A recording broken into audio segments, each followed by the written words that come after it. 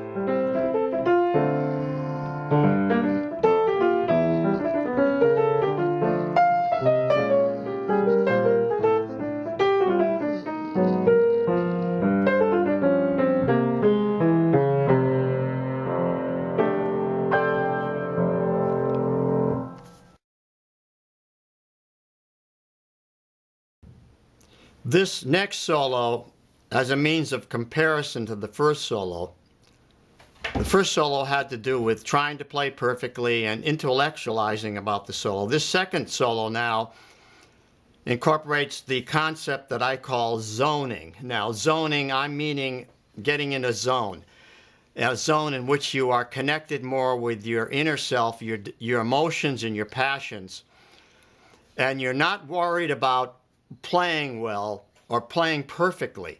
You can take risks. It's okay to take risks. It's okay to make mistakes.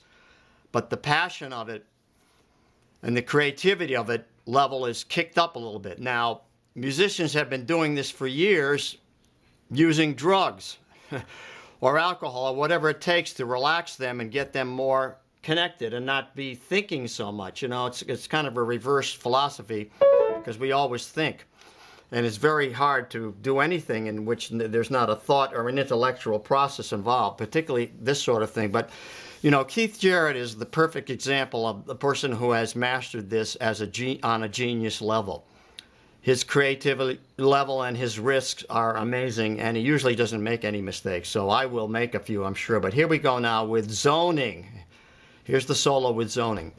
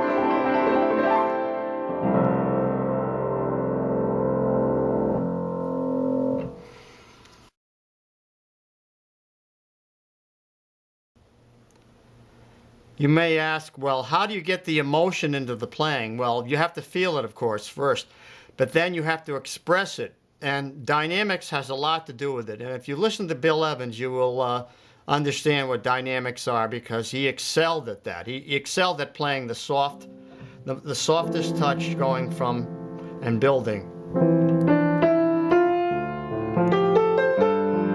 So like, this is just sort of, if I played it without dynamics, it would sound like this.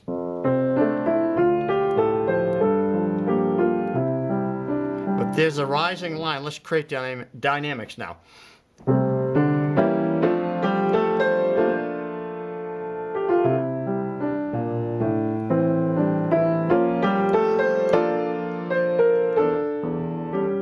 So you heard the rising line and the dynamic. So that's a lot of it, and coloring, and how you play the chords.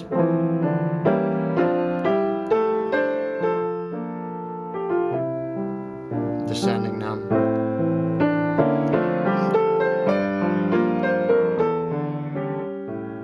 See, that's much more expressive.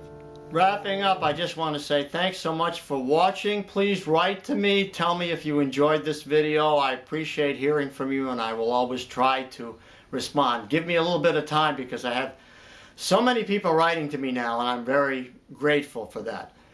But anyway, this is a particular video that was unusual in the way I described it, as being more on the emotional level of music, but it's very important.